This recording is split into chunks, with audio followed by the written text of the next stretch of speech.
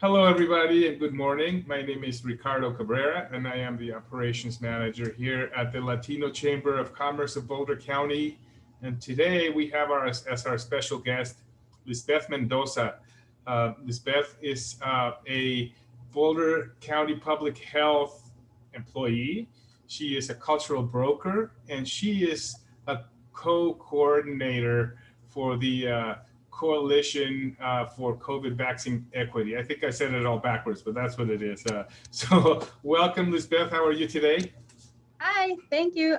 Thank you, Ricardo, for inviting me. I'm doing really well. How are you? Good, good. Thank you. So today we're going to talk about a lot of interesting things. We're going to talk about what is the vaccine, the COVID Vaccine Equity Coalition. We're going to talk about why it's important, what it does, and why it's important to get vaccinated, and all the information they have to share on their webpage about the vaccination, and they have a survey and some other interesting things like that. But first, Liz, why don't you tell us a little bit about yourself, and then we can talk about work. Oh, yes, thank you. Thank you for asking. So I'm originally from Mexico City, and my education is in medicine. I'm a physician from the National Autonomous University of Mexico. I'm very proud of it. We love our alma mater.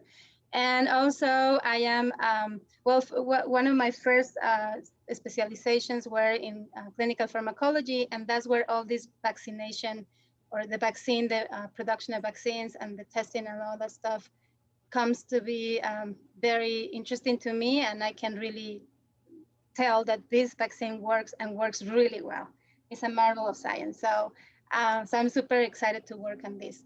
I've been living in Boulder for about 10 years, more than 10 years, and I've been working in language access for most of the time that I've been living here.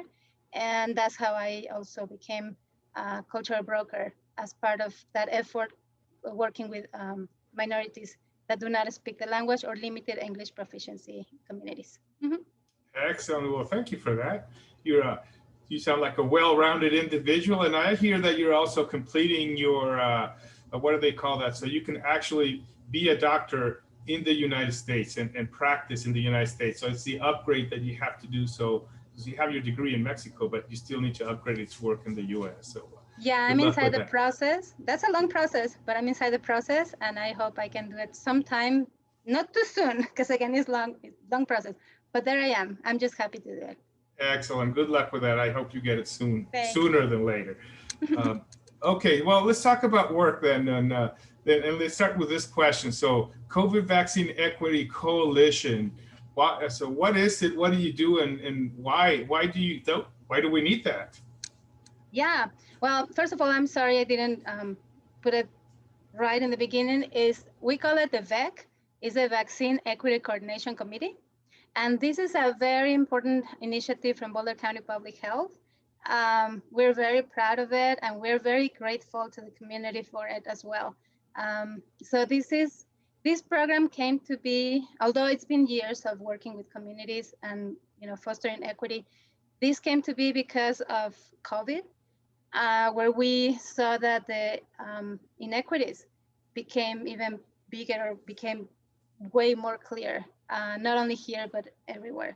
So this was pretty much a need, but also was an opportunity to get closer with the communities. So in this committee, we have different types of actors. Let's put it that way. People contributing. So my co-leads are Carmen Ramirez, very well known from City of Longmont. Uh, a queen of cultural brokering.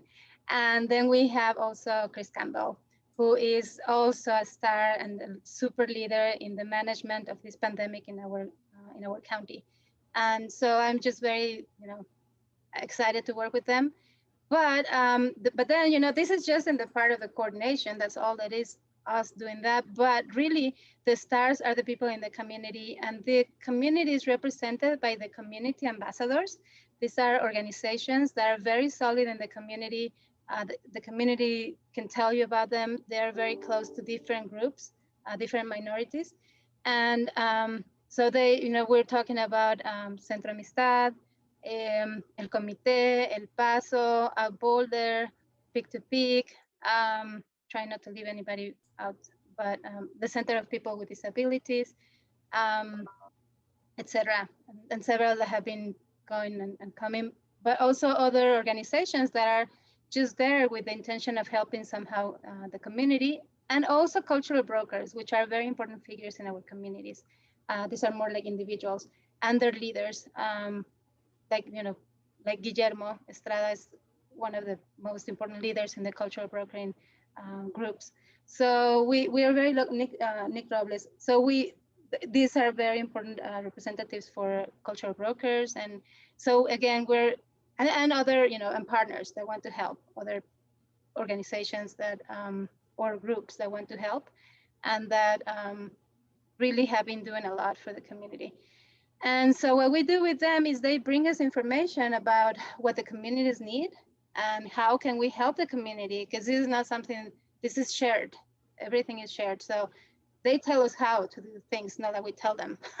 So, you know, they tell us what they need and how can we do it the best. And then we bring the assets that we can to comply with the needs. And also, you know, that's pretty much what we do. We try to find the resources to help them, but we always need that feedback from the community. And they have been doing amazing, from, you know, distributing information, trustworthy information to the communities for which they have to study, they have to be trained.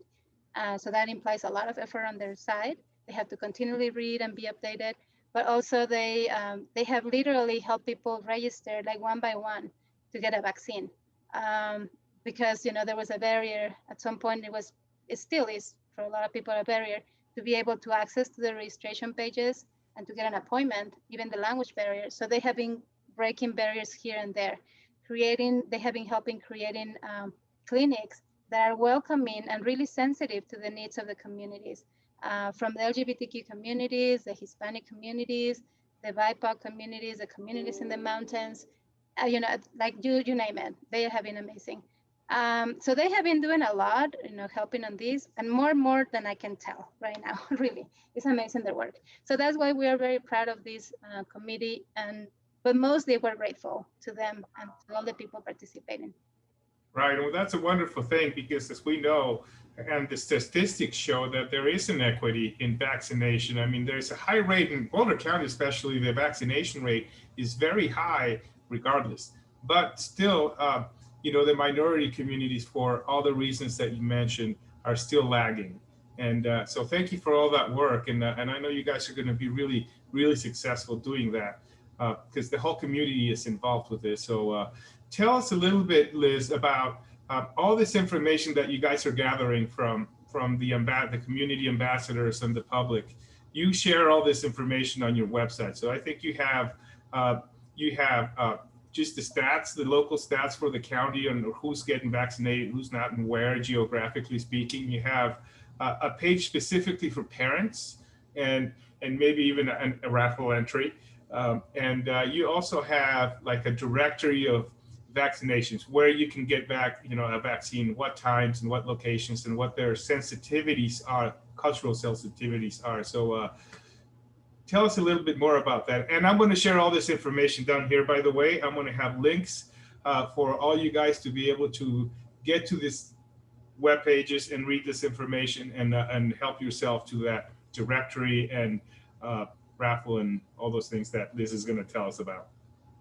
Yes, thank you. Thank you for allowing us to share this. So when you go to our website, you can find information in English and in Spanish, and there's a lot of information.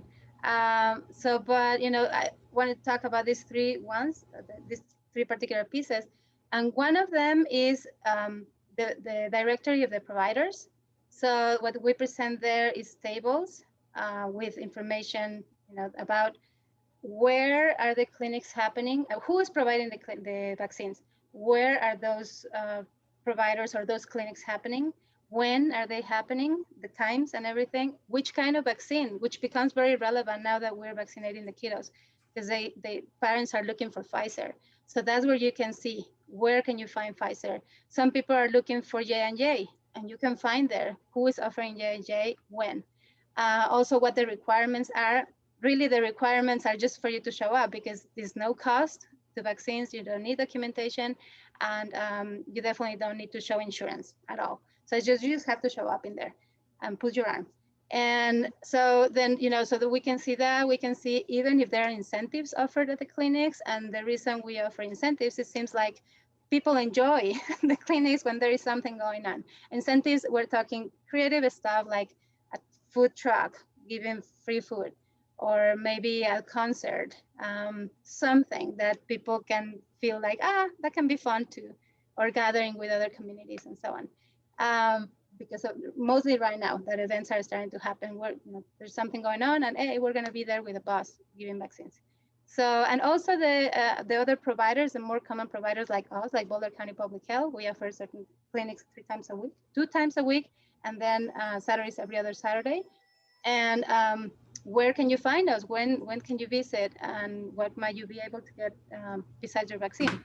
And other providers, hospitals, clinics, supermarkets. As you know, nowadays, you can go to the supermarket, and some of them, you just walk in and get your vaccine while you're shopping or at the end of the shopping. So we have all of that information in those tables. Contact information, if registration is needed, or if you don't need it, but you want to make an appointment just to make sure that you get a spot, you can also find the links there to click in there, and then you get your appointment and you're all set. So that's one of the things. The other web page is super important, is the website for the parents, because then again, we're now getting close to school and kids are becoming eligible, and now the teenagers are eligible. And so there is a website for the parents where we answer questions that the communities have been posing. And we appreciate that a lot. We want to know the input. What are the questions or the fears or the misconceptions that you have heard about the vaccine and so on?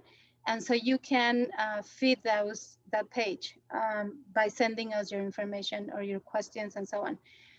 For the matter, there is a survey that is running for this, I think, until the end of the month. And in this survey, you can complete, it just takes like 3 minutes. And at the end, if you want to participate in a raffle for a gift card, you can do so and then put your information there so that you can be contacted. But if you don't want to participate of that, you don't have to give your information. It can always be anonymous. So yeah, we invite you to visit that and hopefully complete the survey.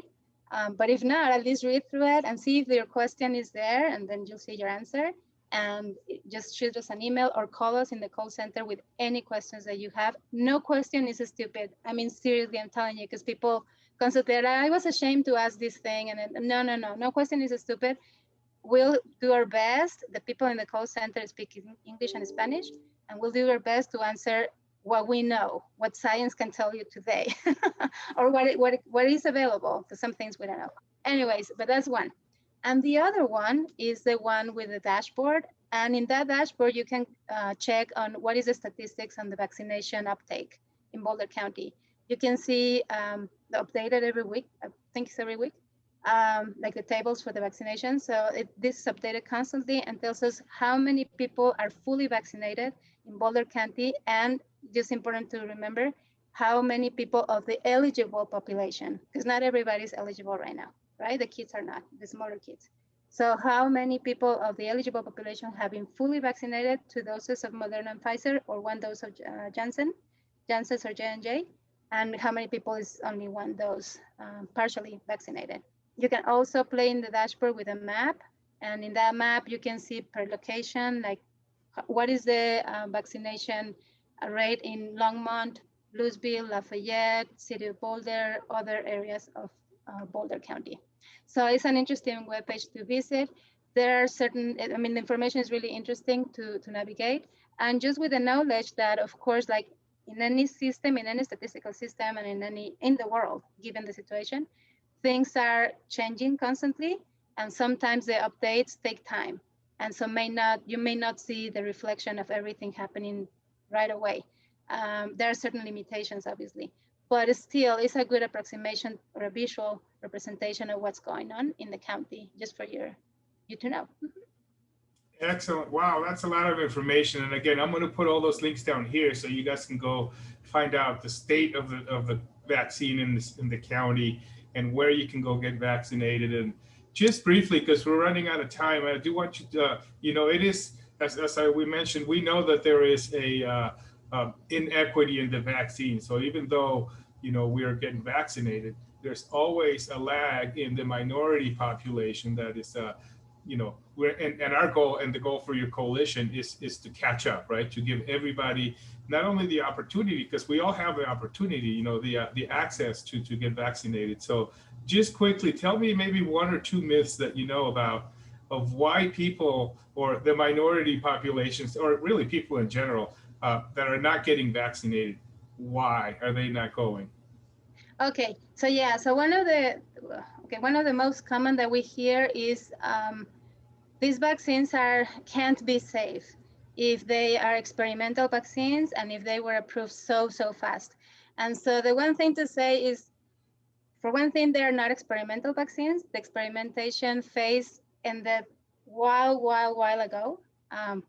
Like really in the design was like in the preclinical stages even. So that's like a long time.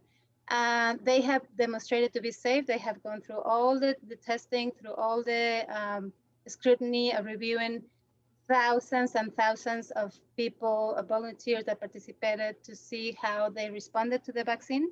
There's a whole structure to it, but there's a lot of evidence, reviews of case by case.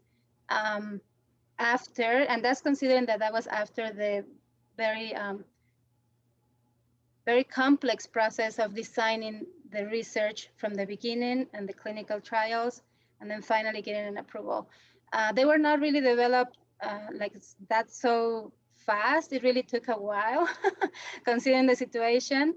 And they went under an emergency use authorization, which is a mechanism that was already in place to be approved. It's not something that happened today, it's just something that exists for any product that comes out in a situation like what we're living in a pandemic. So vaccines may take years to develop, but we didn't have time, as you may understand.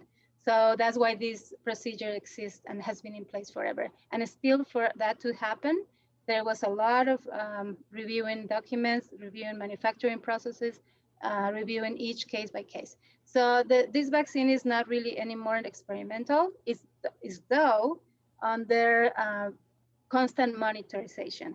We're monitoring constantly what's going on with the vaccine just to keep feeding that safety knowledge, but also learning more about how people, once the vaccine distributed around the world, how people react differently. And just adjust whatever needs to be adjusted and know how to respond to those differences. So yes, it's constantly monitored. So then that we can have a whole conversation about it. Then another one that is very common is people, let me think, how about these vaccines? They may contain a chip or make you magnetic or make you infertile or something like that. And none of these are true. All of these are myths that were somehow somebody decided that they wanted to say that. They're definitely not true. There is no scientific evidence demonstrating that this is the case. There is nobody in the scientific community associated with any of these claims. No, this is not true. They don't contain any magnetic stuff or nothing. All the substances that come with the vaccines in order to deliver them, the vehicles, they were also tested for safety, and they were not new. They have been known for a long time, as well as the mechanism of the vaccines, many years. So they won't make you magnetic. There is no chip. There is no way. The doses are very tiny. Just for those who are, and this is something common, those who are fearful about how much are they going to put inside of my arm, the doses are 0.5 and 0.3 milliliters. These are very tiny doses that you're going to be receiving. There is no way that you can insert a microchip in there, or metals or anything like that. Right. Well, good. I mean, so thank you for that. So I think we all have to know a couple of things. The vaccine is safe. It's very safe. I mean, if there was something outrageous happening with these things, your neighbor's not going to tell you about it. You're going to hear about it in the national news, and it's going to be all over the place. And then the federal government or the FDA would stop the vaccine immediately. There is no ulterior motives.